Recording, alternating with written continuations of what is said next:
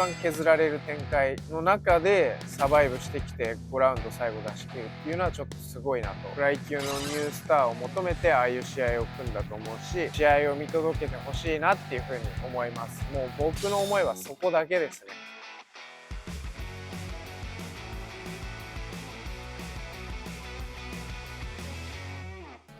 Welcome to リアマンチャンネル。今日は2日前か土曜日に行われた平君とロイバルの試合について振り返っていきたいと思います。本当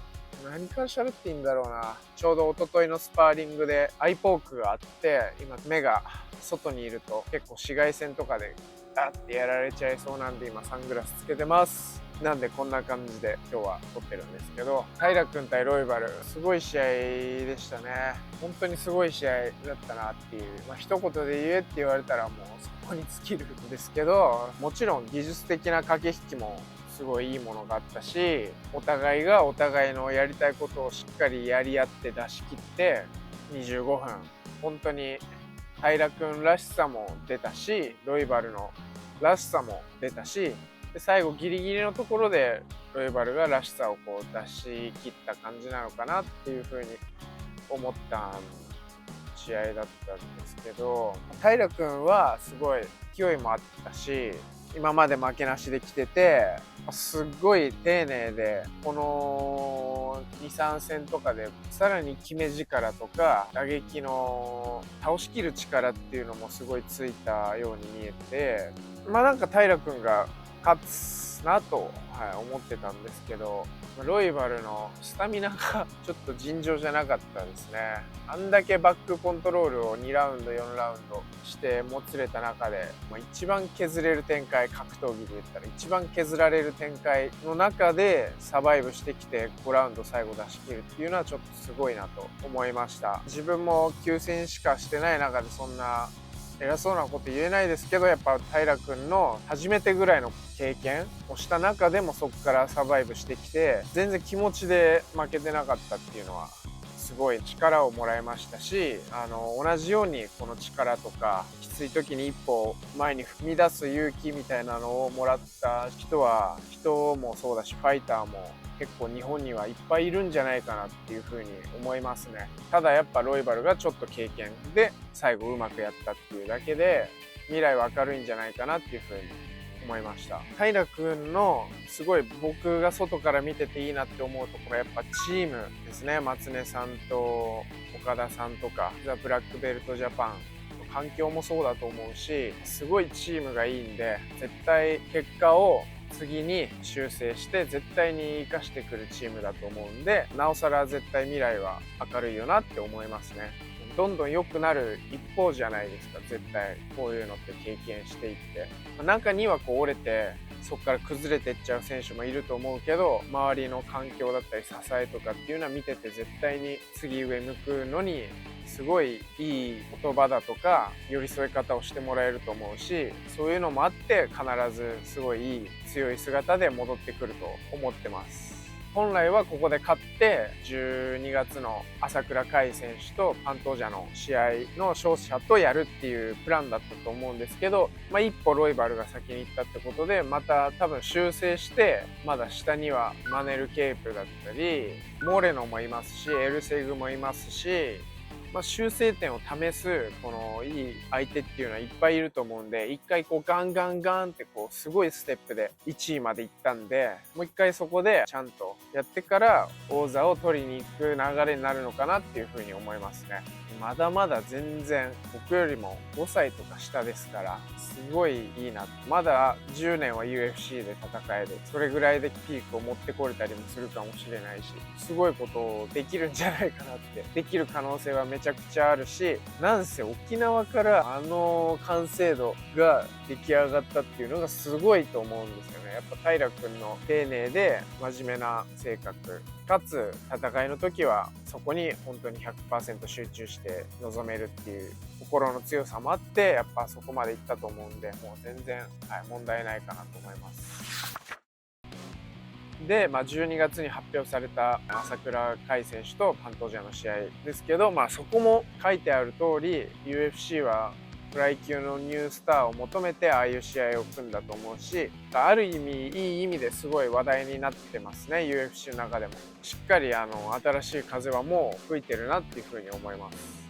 朝倉海選手は自分がもし25で転向とかじゃなくてもっと長いキャリアがあったとしたらやりたかったスタイルっていうのをやっている選手で、日本のメジャーでチャンピオンになってお客さん、格闘技ファン、自分のファンっていうのをいっぱい抱えた状態でこの UFC にっていうものを見せる、そういう舞台で活躍するのを見せる、でそこでなおかつベルトを取るっていうのをすごいやっぱ自分はしたかったんで、すごいいいですね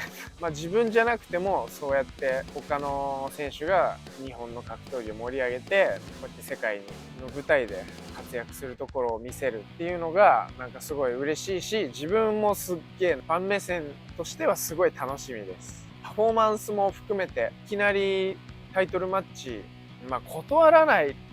すよね。それはやっぱすっごいいい条件だと思うし、 UFC からの期待っていうのもあると思うし、ファントージャも一緒に練習してるんでどっちがとか本当に分かんないです。蓋開けてみないと。 UFC での経験とかそういうものですよね。フライ級での試合の体の力感とかっていうのはやっぱ懸念材料になってきますけど、テーマが分かりやすくていい試合になるんじゃないかなと思います。この間のオマリー対メラブじゃないけど、あそこまで打撃のスキルに差があるわけじゃないし、あそこまでレスリングのスキルに差があるわけじゃないけど、構造としては近いものになるんじゃないかなっていうふうに思ってます。ファントージャもスタミナすごいんで楽しみですね。また UFC で戦える仲間でありライバルであるみたいな、なんかそういう選手が1人増えたのも注目されるきっかけになるからすごい嬉しいし、ここの1試合っていうよりはこの試合の後朝倉選手がどうやって動いていくのかっていうのを自分はすごい楽しみにしてます。この試合ももちろんそうですけどっていうぐらいかな。いきなり初戦でタイトルマッチはやっぱおかしいんじゃねえかみたいな声もありますけど、 UFC で世界一を決める場とかも言われてますけど、もちろんビジネスとしての側面もあるし、ファントージャがこうやって防衛を何回もしていく中でそうやって新しい風を入れたい、しかも現役格闘家ではほぼいないぐらいの YouTube チャンネル登録者だったりファンがついていたりしてるっていう、そっちの力もあるわけですから、フライ級に新しい風を吹かせる、ある意味ビジネスとしても動かしていくっていう視点ももちろん UFC はあるんで、全然変じゃないなっていうふうには思いますね。これを機にっていうか、今まで甲斐選手の応援をしてたり試合を見てたファンの方には本当にね、 UFC ファイトパスか UNEXT でちゃんとライブで、しかも日曜の昼間なんで12月8日日本でですね、その試合を見届けてほしいなっていうふうに思います。もう僕の思いはそこだけですね。Twitter とかネットでこう速報を見て確認したり、今フィニッシュシーンとかちらほら上がったりするんで、それで終わりにするんじゃなくて最初から見てほしいです。メインイベントじゃないんですよね。セミメインなんで、メインのラクモノフとウェルターのタイトルマッチもめっちゃ見といてほしいです。面白いイベントになるんで絶対そこも楽しみですね。実際はそこに人ってあんまり流れてこないのかなって思っちゃったりしてますけど、すげえ売れたっていう風になんかなってほしいな。 UNEXT もすげえ視聴数多かったみたいな風になってくれたら自分は一番嬉しい展開ですかね。なんでね、自分も1月に試合決まってるんで、すごく ATT の2ヶ月で庄司さんに特にすごいお世話になって進化してる部分もめちゃめちゃ感じてるんで、それをお見せするのが楽しみです。 UFC ジャパン開催に向けて中村もいるしって思ってもらえるようなファイトをしたいと思ってます。残り1週間ですけど頑張ります。今日はこんな感じである場所からお送りさせていただきました。皆さんご視聴ありがとうございました。最後まで見てくださってありがとうございました。チャンネル登録といいねボタンよろしくお願いします。